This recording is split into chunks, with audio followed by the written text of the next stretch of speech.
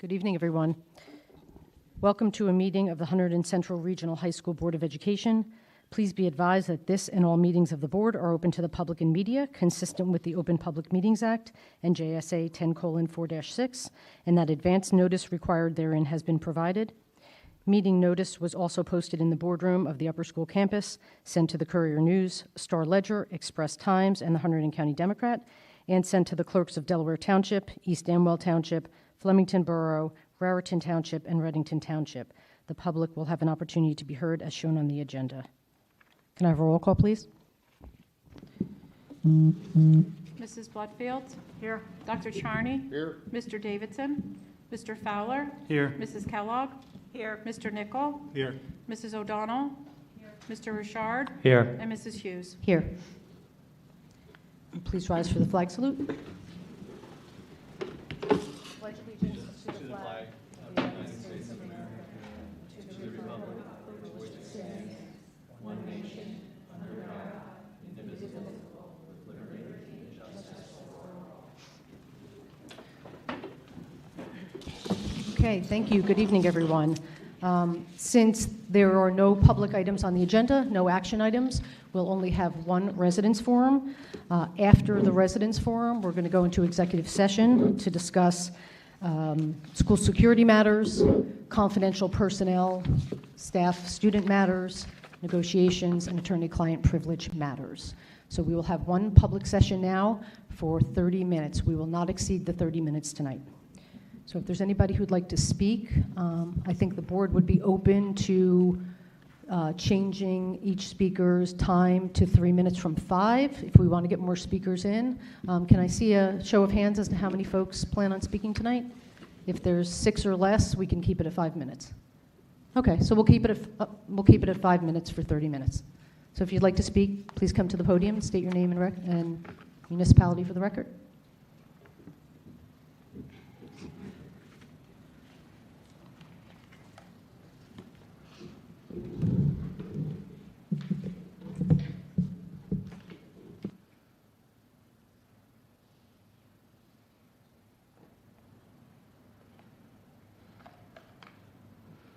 Lisa Santangelo, Reddington Township. We are here today because we want to take back our rights as parents. We have the right to raise our children as we see fit. They're our kids, not yours. For months now, we have been raising issues with this board that are not in alignment with ours. What we have witnessed on May 16th is a continuation of parental rights being usurped. Superintendent Moore and Principal Brandt knew the protest was going to take place, had advance notice to stop it, chose not to inform the parents, and let it happen. Regardless of what they thought the outcome would be, it resulted in a breach of school policy 5520. This was a complete disregard for parents and the kids in the school. All of these kids that participated were subject to potential physical harm. The situation was not under control. They did not secure the boundaries. People were coming in and out, and the fact that it lasted for almost 2 hours shows it wasn't under control. The school has been operating in a mode where parents are on a need-to-know basis. First, we don't need parental consent for gender expression. Then it's we don't need parental consent to partner with radical organizations to, now that we don't need parental consent to use our kids as political pawns to push the school's agenda on pro-abortion. The school promotes civil discourse as part of education, and we understand that. However, this should be reserved for the classroom only, and Policy 5520 supports that. I did not see civil discourse take place that day.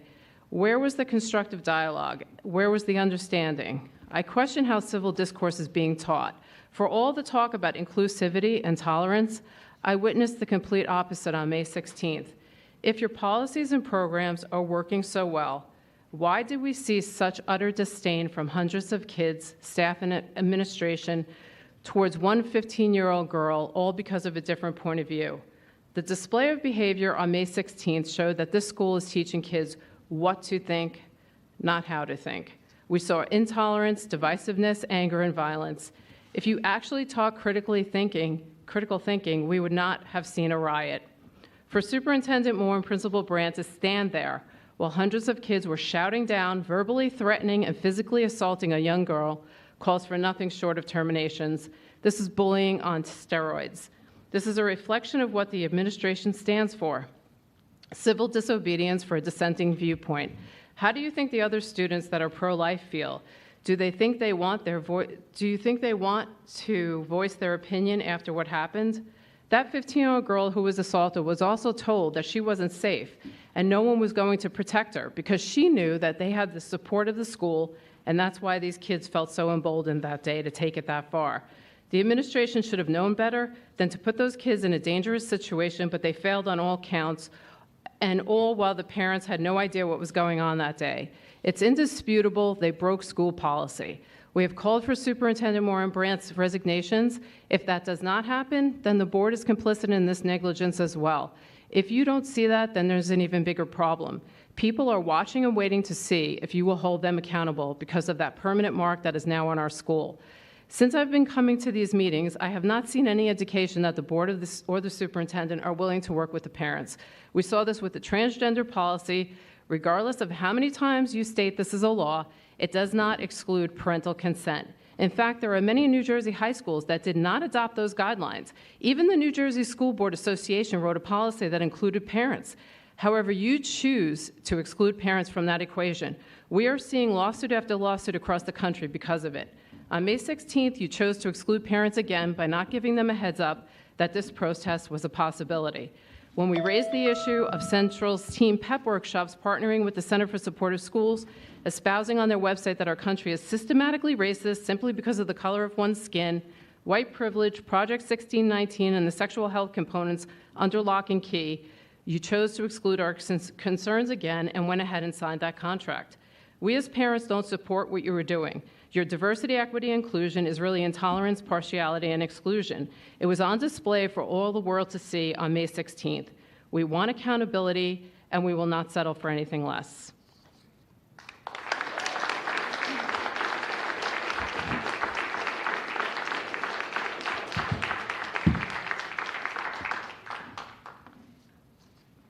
Is there anyone else who would like to speak tonight?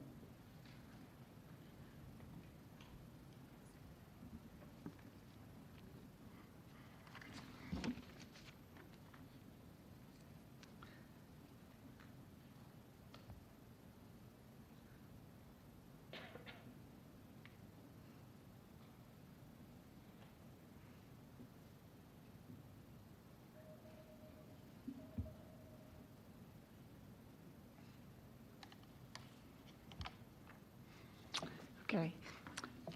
Sandy Ostrander, East Amwell. I'd like to thank you for holding this special session so we could talk one more time, hopefully, about this event that happened on May 16th in the protest. I believe last week when we met and all the parents spoke, we were unanimous in requiring all of you, our school board, to hold the administration accountable for the following: allowing the protests to occur and not immediately redirecting students back to their classes, not informing parents in advance of the potential for this protest, as had been done with numerous other issues that have been advanced on social media as rumors, allowing the protests to continue for nearly 90 minutes while Dr. Moore, staff, police, and others are clearly seen in multiple videos walking or standing with arms folded or hands in their pocket doing nothing. As I read Policy 5520, disorder and demonstration, at least 7 violations to that policy occurred. Number 1, the Board of Education was unaware of the protest. If it was, then it did not receive any authorization for the protest to occur. Doing so violated the first sentence in the policy that the board is authorized to preserve order to the educational system. Number 2, students proceeded with a protest that was not peaceable. It grew into a riot, essentially. Number 3, the protest, screaming, and rage that ensued disrupted the last 2 educational blocks for both teachers and students trying to conduct class.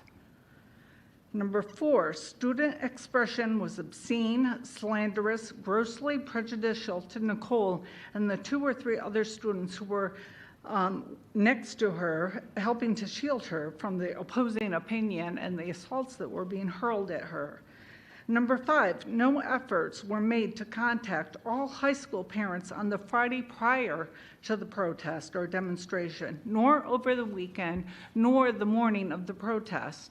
That is something that I don't recall ever not occurring for any other type of controversial type issue. Number 6, the superintendent failed to establish procedures for a prompt resolution to the disorder. Again, mob-like behavior, verbal and physical assaulting of a fellow student, bullying and harassment to this very day. Videos and dozens of them show there has been that there was little that had been done to disperse it. I mean, it went on for 90 minutes. How come? That's my question to all of you. Any attempt that Mr. Brandt may have made shows a blatant disrespect or complete loss of control of any authority over the situation. I hope an independent investigation of this matter is occurring. Not one that is being facilitated by Dr. Moore, but one that is being facilitated by an independent party. The teen years seem to be the time when lessons in civics begin to take on more meaning for kids as they exercise more independence through the upper grades. But a publicly funded high school is not a playground for the social justice experimentation that is going on at this school.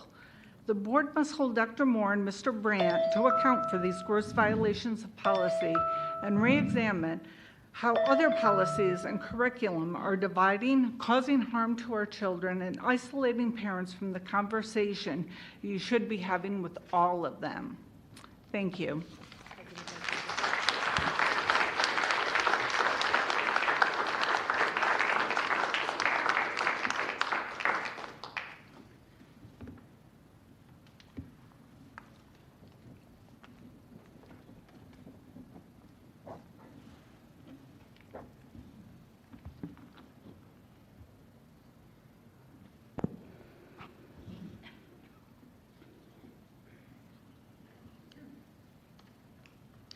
I just want to review policy 5520. Excuse me, could you please just state your name? and Oh, municipality Tiffany for the record? Jarrett Flemington. Thank you. Sorry. 5520, disorder and demonstration. The Board of Education is responsible for providing a thorough and efficient system of education for pupils in this district and is authorized to preserve order so that the system may function properly. Pupils will not be disturbed in the exercise of their constitutionally guaranteed rights to assemble peaceably and to express ideas and opinions privately or publicly, provided their activities do not infringe upon the rights of others and do not interfere with the operation of the educational program. The board will not permit the conduct on school premises of any willful activity engaged in by an individual acting alone or by a group of individuals that interferes with orderly operation of the educational program or offends the rights of others. The board specifically prohibits any assembly or expression that materially disrupts instruction, is obscene, slanderous, or grossly prejudicial. Advocates the use of dangerous or harmful materials, advocates the use of force or violation of law or school rules, or advertises goods or services for unauthorized commercial gain. So going back to obscene, grossly prejudicial, slanderous, this was not, and we all know, we've seen the videos from the students, and actually they're mostly videos from the students who are doing the bullying. So it's very clear that this policy is completely not even followed.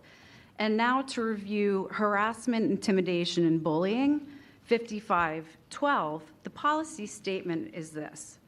The Board of Education prohibits acts of harassment, intimidation, or bullying of a student. Have you done that?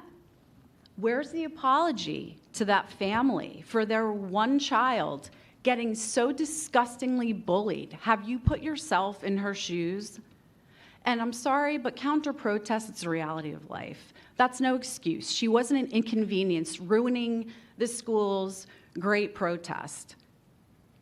This is a person. She was not safe. No one did anything to make her safe. The only person, two people. First, Mr. Ebner. I saw him in almost every video trying to protect her. I did see Mr. Brandt. He did discipline a student. I saw him. He looked pretty busy trying to run around and get things under control to some point. But the problem here is a student's rights were violated. We all see it. And yet, you're so big on these HIB reports. Every meeting I hear this, and you all stand by. The educators, the administration, whoever was at that protest, seeing this one girl repetitively get bullied. I mean, I would love to see one of you out there and have that happen to you. What would you like done? You don't get an apology, but this is a student. This is not an adult we're dealing with. I don't feel safe with my kid here, and I know a lot of kids don't feel safe here, and you know what, this is an extreme, but this is why. Certain people can be bullied, apparently, with no repercussions to the person who's doing the bullying.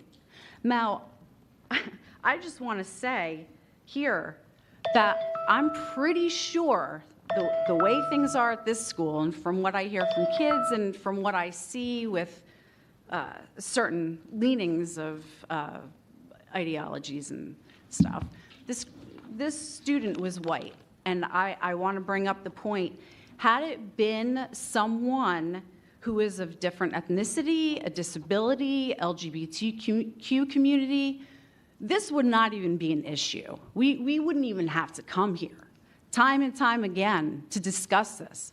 And this is ridiculous. And that family deserves an apology. I don't even know if they've gotten one. There should have been a write-up about this right away. The first email we got was the most ridiculous email of an explanation of what really occurred. Thank God for the videos, that's all I have to say. But you as a board, you need to look at this. This girl was bullied to the extreme. How can you just sit up here and act, well, we're just investigating? What about her family? If that was my daughter, I would expect way more than that, and I think anyone else, if that happened to them, they should expect way more than that too. And the fact that we have to fight for this, I mean, she's been bullied. It's clear. You've seen it time and time again. Thank you, Mrs. Jarrett. Well, you need to do something. Thank you.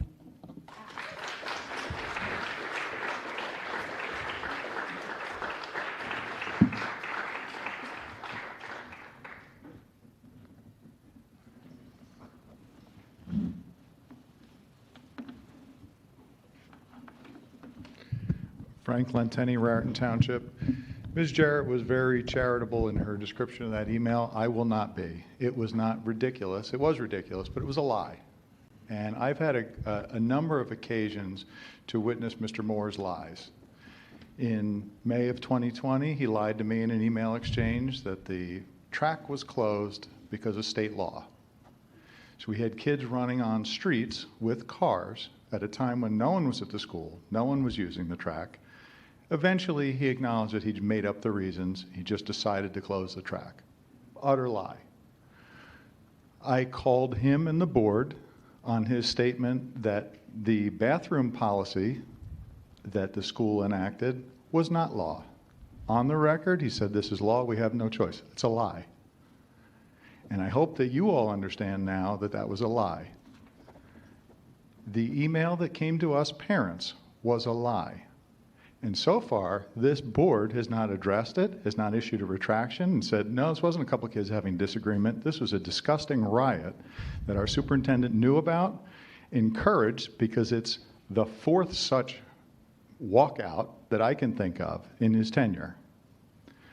It was a lie. Now, I know that he thinks that we're all stupid, us parents, and I know that he condescends to us with every email and every missive that comes out. Please realize that he also thinks all of you are stupid. And that's why he's tying you in with each and every one of these lies. But every day that you allow an inept and incompetent and inadequate person to be the voice of this school is completely unacceptable. And every day that he puts grown men in the bathroom with our 14-year-old girls, and every day that he hosts riots at our school, he's endangering our kids. And everyone that allows him to keep his job, after this fair warning, it's all on you too. We're all from the same community. We're all from here. He is not good for this school. He is not good for this community, and he has to go. And any solution that does not end with him losing his job for cause is not a solution to the problems that he brought to this community that did not exist here.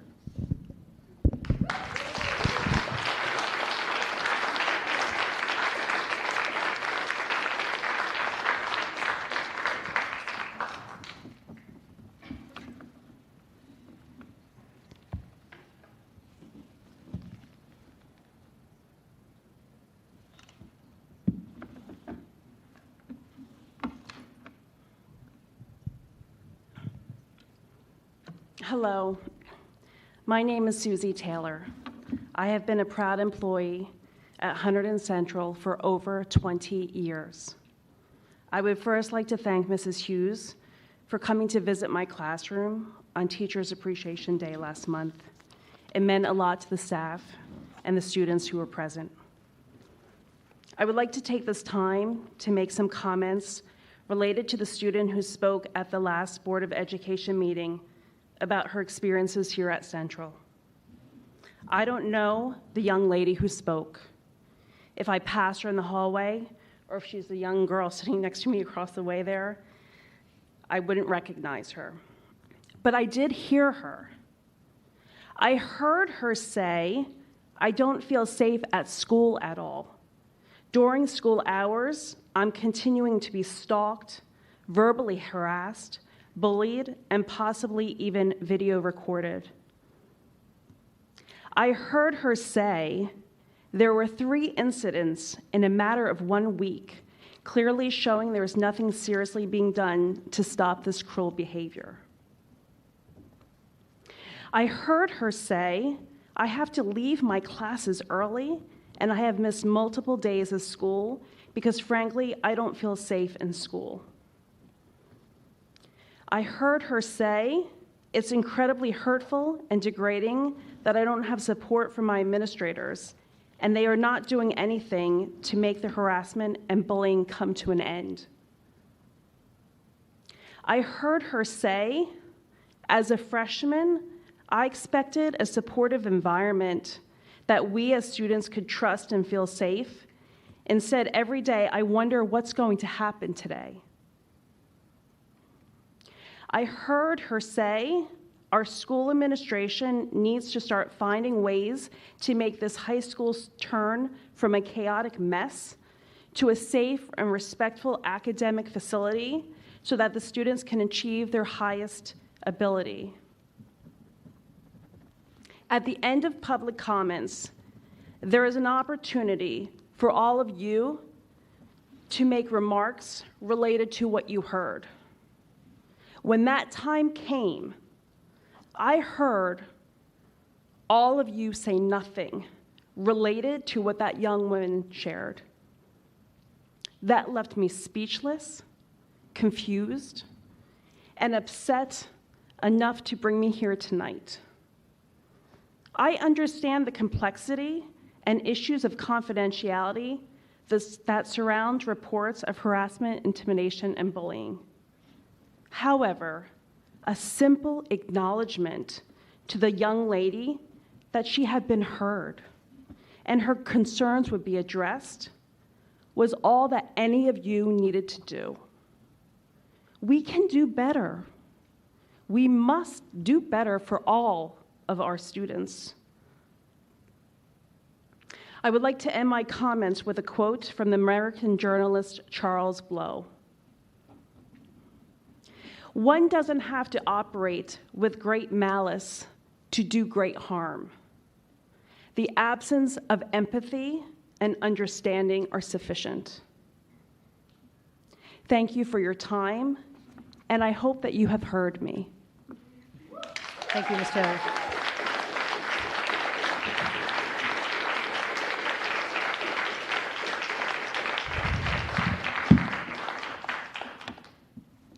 Is there anyone else? Okay. It is 6:25, so we have time for one more speaker.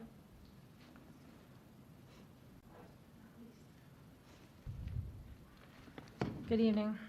I'll take my, fill this out.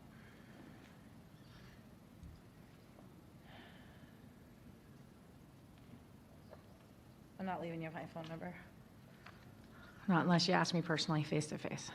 My name is Barbara Holstein, and I'm speaking as a private citizen tonight. I am a board member in the Township of Montague, New Jersey. I was sent the videos from that day. Absolutely horrific. In light of what just happened in Texas, that this could happen on your grounds, let me explain something to you. As a board member, you take an oath when you sit down and you're sworn in to uphold the Constitution of the United States of America, no different than our military or any other elected official. Every elected official around this table was elected to serve the people in this room who live in this town, who pay your taxes and your salaries. I take that oath and I take that obligation very seriously when I sit in my seat as board president. I'm speaking to you again as a private citizen, and I'm just going for the record on that. First of all, I want to say that one of the reasons I wanted to come here tonight was I was hoping to meet the young lady who was absolutely so courageous to stand up for life.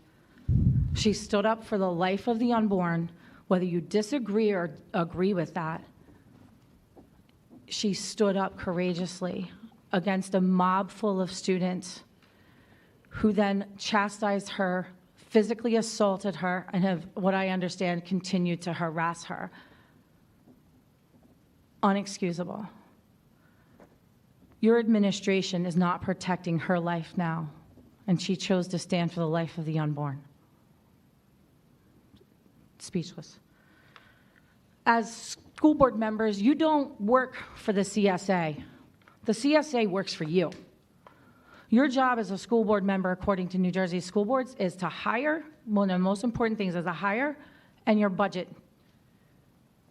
Policy making is how you get the job done. The superintendent needs to find other employment elsewhere where he may be more welcome. And you need to start afresh, because what you're left here with ain't now, you're left with a liable situation. You're left with a district with both a extremely tarnished image throughout the state of New Jersey. You're left with potential further other outbreaks. You obviously do not have control of your students. At any time, you could have a riot in this school, because you know what? They don't listen to him, and they're not listening to your principal. They don't respect them. You have a huge problem with thousands of students. I'm going to say, I'm sorry, I don't know your total population of students, but you at least have to have 1,000 students in here, and that's a dangerous situation.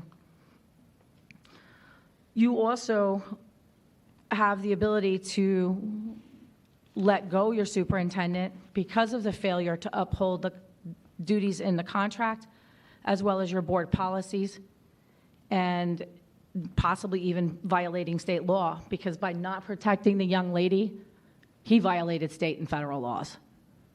Okay? That's on your board. You were duly elected to serve not only the students in this district, but the parents and the taxpayers. Your job is to protect their investment.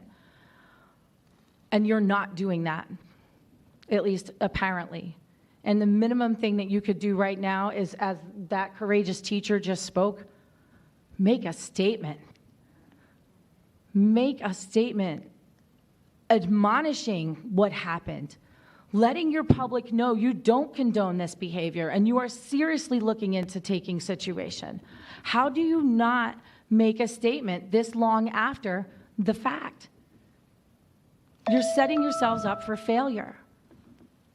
And you're allowing the school to be run by the kids in the school, not by the guy who's making six figures to do so. I'd like to also just say that when you take the oath, when I took the oath, I pledged that I was not going to be a rubber stamper, that I wasn't just going to listen and be told, this is what you do for finance, budget, policy, curriculum, buildings and grounds. You have to do your due diligence before every board meeting. You need to research what you're looking at. You need to understand what you're voting on. You don't come just sit and be a person, a body in a seat and be told what to vote on. You're not doing your due diligence if that's how you're running your board. I didn't want to come to lecture. I really wanted to just reach out and just say, hey, from one board member to another, you guys got a problem. And I'm not speaking to administration. I'm speaking directly to the board. You're elected. I hope that basically this motivates your district, your people to get out and vote you out if you don't do anything about this situation. Thank you. Thank you, Ms. Olson.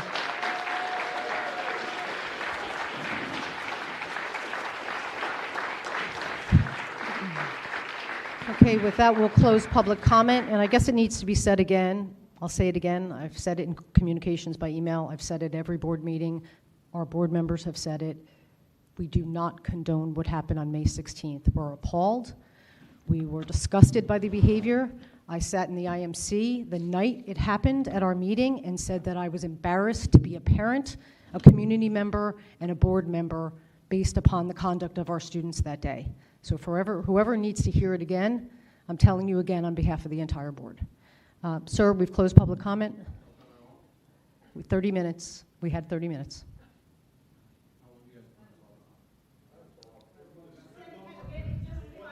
You can have one more person can speak, but we're beyond the 30 minutes. If you'd like to speak, please state your name for the record. You have 5 minutes. At the conclusion of your speaking, we are closing public session, and we are going into executive session. I appreciate it. Thank you. My name is Joseph Arce. I'm a Raritan Township resident. I have 4 children, all who are in this school district, including this school. Like many of you in this room, I have seen these horrendous videos that displays the type of hate and violence that no parent would ever teach their children to exhibit. Now, this is not necessarily, my statement's not about ideology of what's right or wrong. I'm actually more shocked about what took place after the incident. I have not seen anything from the school faculty or this board or read anything that says we made a mistake. We were ill-prepared. We didn't take decisive action beforehand or even afterhand to make sure that this never happens again. How do we expect our students to stand up and recognize what they did wrong and take acknowledgement and responsibility when our own teachers and the own faculty and board don't do it? What exactly are we teaching our children?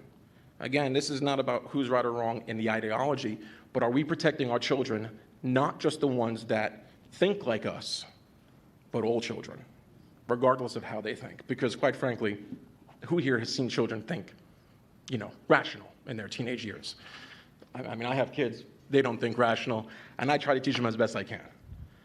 I was just more shocked about seeing a student being badgered, other students screaming things that I've never imagined students to be screaming, and teachers walking by. I don't know who that person was in a dress shirt, but I'm quite certain that he works here or has some influence here. I don't know the name. I'm not plugged into all the chats that are going on here. All I know is that that should have never happened. Be the example. Whoever was responsible, whoever was present, whoever has influence, stand up and say, we did not do our job. Let's fix it. Set the example for our students. Thank you. Thank you, Mr. Orsi. Okay, we're going to close public session at this time. And can I have a motion to convene into executive session to discuss school security, confidential staff and student matters, negotiations, and attorney-client privilege matters? So moved. Second. Second. I have a motion and a second. Any discussion? Can I have a roll call vote, please? Mrs. Bletfield? Yes. Dr. Charney? Yes. Mr. Fowler? Yes. Mrs. Kellogg? Yes. Mr. Nickel? Yes. Mrs. O'Donnell? Yes. Mr. Richard? Yes. And Mrs. Hughes? Yes. All yes, motion carries. So we will be heading into executive session for several hours with no action upon our return.